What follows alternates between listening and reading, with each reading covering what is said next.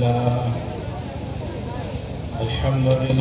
نحمده ونستعينه ونستغفره ونؤمن به ونتوكل عليه ونعوذ بالله من شرور أنفسنا ومن سيئات أعمالنا من يهده الله فلا مضل له ومن يضلله فلا هادي له ونشهد أن لا إله إلا الله وحده لا شريك له ونشهد أن سيدنا وسندنا وشفيعنا وإمامنا محمد صلى الله عليه وعلى آله وأصحابه وبارك وسلم تسليما كثيرا كثيرا أما بعد فأعوذ بالله من الشيطان الرجيم بسم الله الرحمن الرحيم إنا نحن نزلنا الذكر وإنا له لحافظون وعن عثمان بن عفان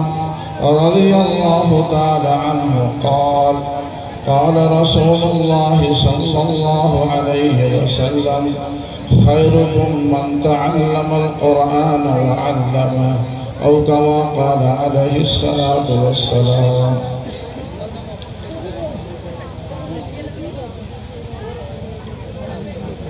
اسٹیج پہ جلوہ افروز علماء کرام، معزز محترم سامعین، پردہ نشی خواتین، میری مائیں اور بہنیں، عزیز طلبہ و طالبات،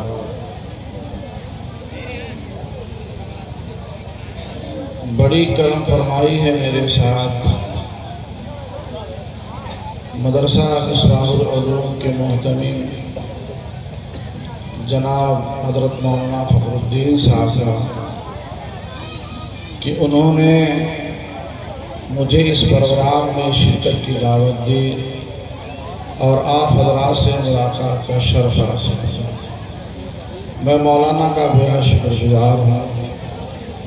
میرے بزرگوں، جو پروگرام اس وقت ہوا ہے اس سے پہلے چند باتیں میں آپ سے عرض کرنا چاہتا ہوں۔ جس وقت ہم اپنے گھر سے نکلے ہیں آپ کے ہاں اس پروگرام میں شرکت کے لیے، میرے ہمراہ اور آپ سب کے سب سے محبوب محترم اور مقدس عالم دین، قومی سماجی ملی کاموں میں سرگرم، مدرسہ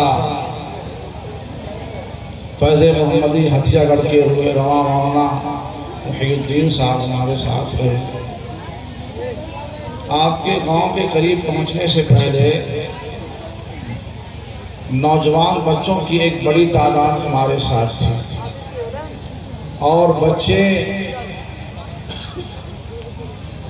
اپنے دلی جذبات کا نعروں کے ذریعے اظہار کر رہے تھے۔ یقیناً کرنا بھی چاہیے،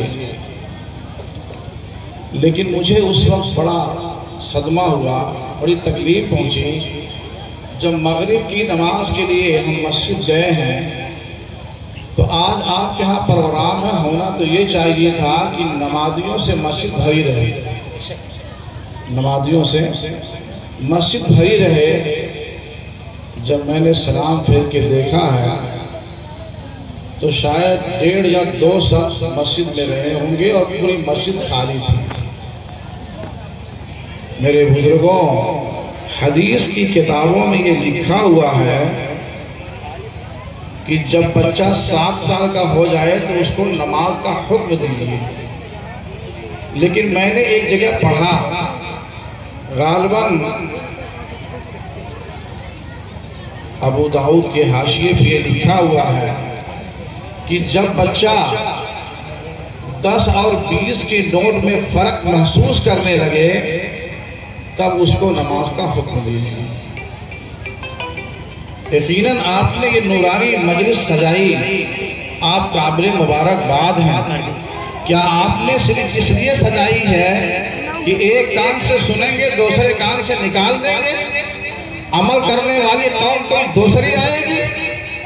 کیا ہو گیا ہم مسلمانوں کو کہ مدارس میں اپنے بچوں کو عالم بنا رہے ہیں، حافظ قرآن بنا رہے ہیں، دین کا داعی بنا رہے ہیں، اسلام کا سپاہی بنا رہے ہیں، مجاہد بنا رہے ہیں، اور دین سے ہم دورے ہیں؟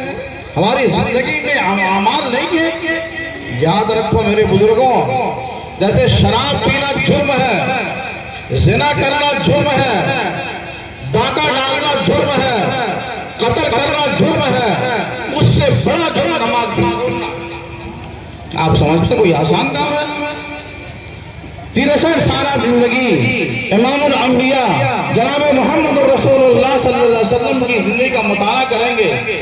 آپ صلی اللہ علیہ وسلم نے باوجود کی سخت سے سخت تکلیفیں برداشت کی، آقا کو ایذا رسانی کی کوئی لمحہ، کوئی گھڑی نہیں بخشی گئی، لیکن آپ کے دل میں کبھی انتقامی جذبہ نہیں ابھرا۔ لیکن حضرت برائدہ اسلمی رضی اللہ تعالیٰ عنہ روایت کرتے ہیں، میرے آقا نے ارشاد فرمایا، میرا جی یہ چاہتا ہے کہ اپنوں میں سے کسی کو امام متعین کروں، اور جو لوگ بلا کسی عذر کے جماعت کو چھوڑ کر کے اپنے گھروں میں پڑے ہیں ان کے گھروں کو آگ لگا دوں۔ جس جماعت کا، اس شریعت کا ریڑھ کی ہڈی کے تشبیہ دی گئی ہے، یہ نوجوان بچے جن پہ نماز فرض ہے وہ نعرے لگا رہے ہیں، اپنے جذبات کا اظہار کر رہے ہیں، نماز سے کوئی تعلق نہیں۔ کیا ہو گیا؟ ہم آئے ہیں اس لیے کہ سنیں اور سن کے بھولنے کے بعد ایک دامن جھاڑ کے چلے جائیں۔ آج جو غیر اسلام میں مداخلت کا راستہ طے کر رہے ہیں، اسلام کے اندر رخنہ اندازی کر رہے ہیں، مسلمانوں یہ مصیبت کہیں اور سے نہیں آ رہی ہے، یہ مصیبت ہم نے اپنے ہاتھوں سے پیدا کیا ہے۔ آپ کو بتاؤں، ہر گاؤں کا 2 سال 4 سال کے بعد ایک سروے رپورٹ وہ گاؤں کا جو علاقے کا لیکپال ہوتا ہے وہ تیار کرتا ہے۔ کاغذات کے اندر راستہ اور سڑک روڈ ہے، لیکن جب آپ نے اس راستے پہ چلنا بند کر دیا وہ خود بخود راستہ بند ہو جائے گا، حکومت کو بند کرنے کی ضرورت نہیں ہے۔ اسی طریقے سے ہم نے اور آپ نے شریعت کے ان احکام کو، اللہ کے ان احکام کو جو ہمارے لیے اللہ نے نازل فرمایا، ان احکام کو چھوڑ دیا، اور چھوڑنے کے بعد شریعت کو، دشمنان اسلام کو راستہ مل گیا۔ اب آپ چلاتے ہیں، نعرے بازی کرتے ہیں کہ غیر ہمیں اسلام کے ساتھ جینے نہیں دیتے ہیں، ہمارے ساتھ ناروا سلوک ہو رہا ہے۔ تو راستہ تو مداخلت کا آپ نے طے کروایا ہے، راستہ تو آپ نے دیا ہے۔ ان کی ہمت نہیں تھی کہ آپ کی شریعت میں، آپ کے دین میں، آپ کی اسلام میں یہ رخنہ اندازی کرتے، راستہ تو آپ نے ہمارا دیا۔ میرے بزرگوں، مجھے بہت دکھ ہوا کہ آپ نے پروگرام سجایا، دور دراز سے علماء کرام کو بلایا، اور جب مسجد میں نماز کی باری آ رہی تو مسجد خالی ہے۔ رحمت مانیے گا، آج ہماری قوم بڑی تیزی کے ساتھ جو تباہی کے دہانے کی طرف جا رہی ہے، اس کی وجہ یہی ہے۔ نمائش تو رہ گئی ہے لیکن ہمارے اندر دل اسلام باقی نہیں رہ گیا ہے۔ ہم نام تو عبد الرحمن ہیں، نام تو عبد الرحیم ہیں، ہمارے اور غیروں کے اعمال میں کیا فرق ہے؟ اس لیے ہم نے پروگرام کر رکھا ہے، اس لیے اس کا خاص خیال رکھا جائے۔ آپ نماز کی پابندی کریں گے، آپ کی اولاد نماز کی پابند رہے گی، آپ دین پہ عمل کریں گے، آپ کی اولاد دین کا پابند رہے گی۔ اب آپ چاہیں کہ ہم جو ہے گناہوں میں ملوث رہیں، شراب کے نشے میں رہیں اور دوسرے خرافات میں رہیں، اور اولاد کو چاہے خواجہ اجمیری ہو جائے، حضرت خواجہ قطب الدین بختیار کاکی ہو جائے، یہ کیسے ہو سکتا ہے؟ آپ نے درخت لگایا ہے آم کا اور اسے داغ لگایا ہے، آپ نے ببول کا اسے آم تلاش کرا، یہ اچھی بات نہیں ہے۔ بہرحال معذرت کے ساتھ کہہ رہا ہوں، آپ حضرات کو یقیناً میرے جملے بہت ناروا لگتے ہوں گے اور بہت سخت لگتے ہوں گے، لیکن میں نے جو اپنی آنکھوں سے دیکھا ہے آپ وہ میں اپنا تاثر پیش کر رہا ہوں۔ بہرحال میرے بزرگوں، قرآن کریم جو آیت پڑھی ہے، اس آیت کے اندر رب ذوالجلال نے قرآن مقدس کے تعلق سے ارشاد فرمایا ہے۔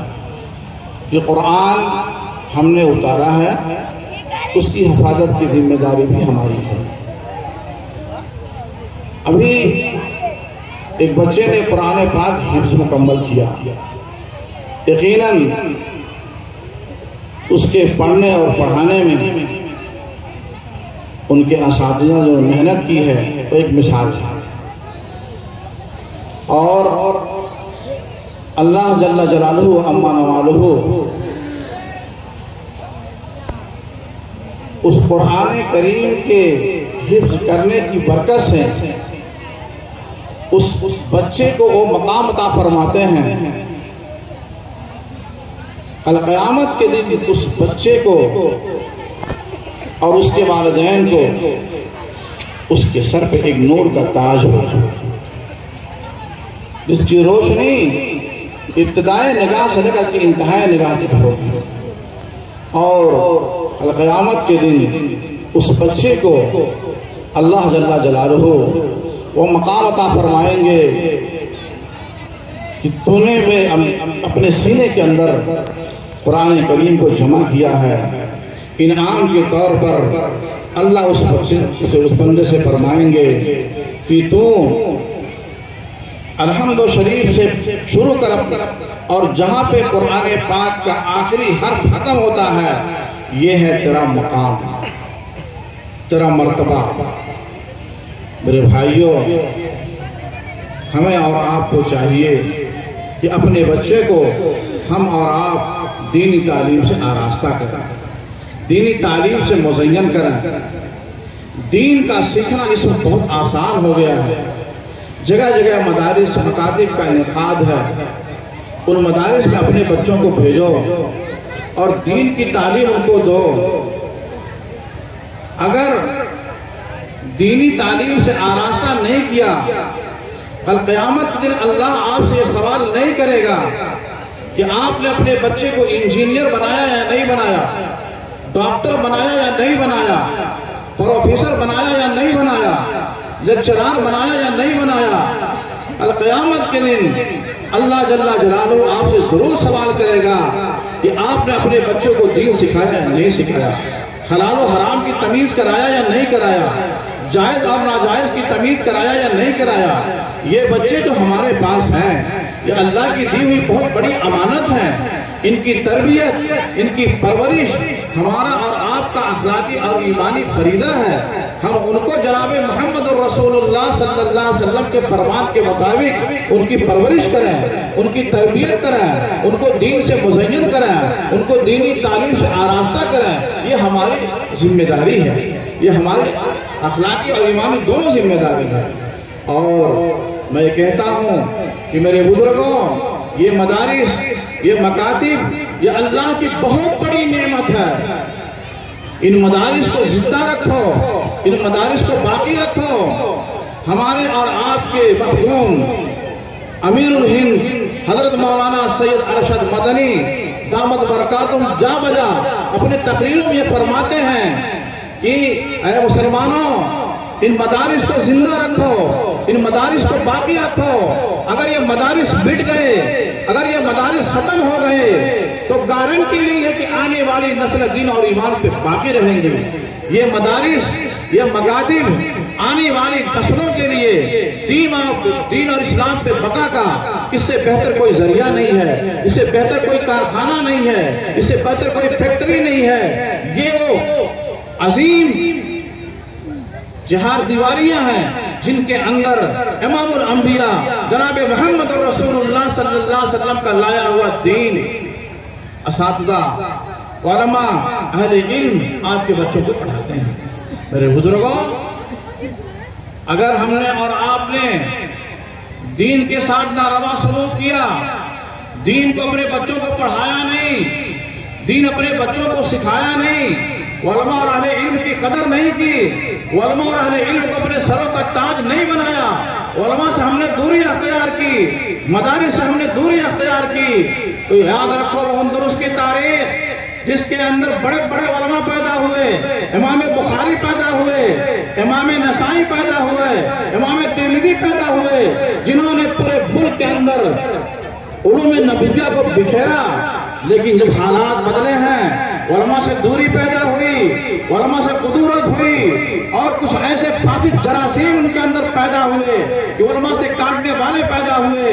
तो वो जो अंदरुस और रूस बड़े बड़े उलमा को जन्म दिया, हालात ऐसे पैदा हुए कि वहां पे तातारियों ने मुसलमानों को तहत तेग दिया, कुतुब खानों को जला दिया और उस पूरे मुल्क पे तबाही और बर्बादी के झंडे लगा दिए। हालात बस से बदतर हो गए।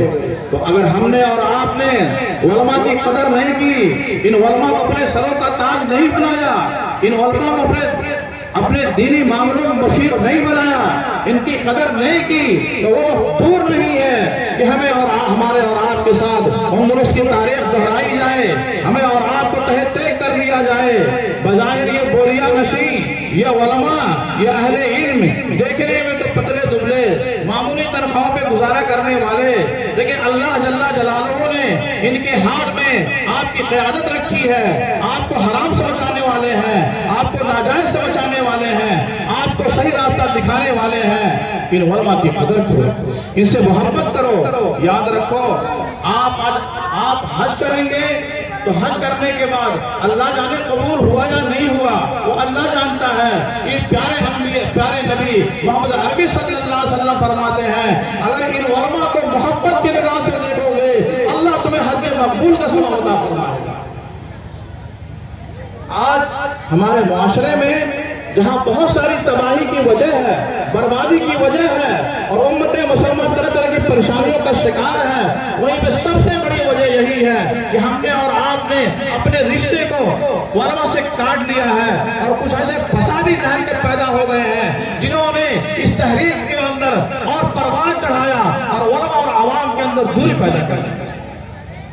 मेरे बुजुर्गों, मैं तो कहता हूं अपने यहाँ, जैसे आपका एक फैमिली डॉक्टर है, फैमिली वकील है, आपका फैमिली ड्राइवर है, ऐसे हर मुसलमान के घर में एक फैमिली आलिम होना चाहिए जो आपको सही रहनुमाई करे, आपको सही रास्ता दिखाए, आपकी सही खबरी करे। लेकिन अफसोस, सद अफसोस कि हम और आप कारखाने के लिए अच्छा मुलाजिम रखेंगे, गाड़ी चलाने के लिए अच्छा ड्राइवर रखेंगे, सोने के लिए अच्छा बिस्तर चाहिए, खाने के लिए अच्छी खुराक चाहिए, लेकिन कभी हमने ये नहीं सोचा जो दीन है, इस्लाम है, शरीयत है, कुरान है, उसको सीखने के लिए किसी अच्छे आलिम का इंतखाब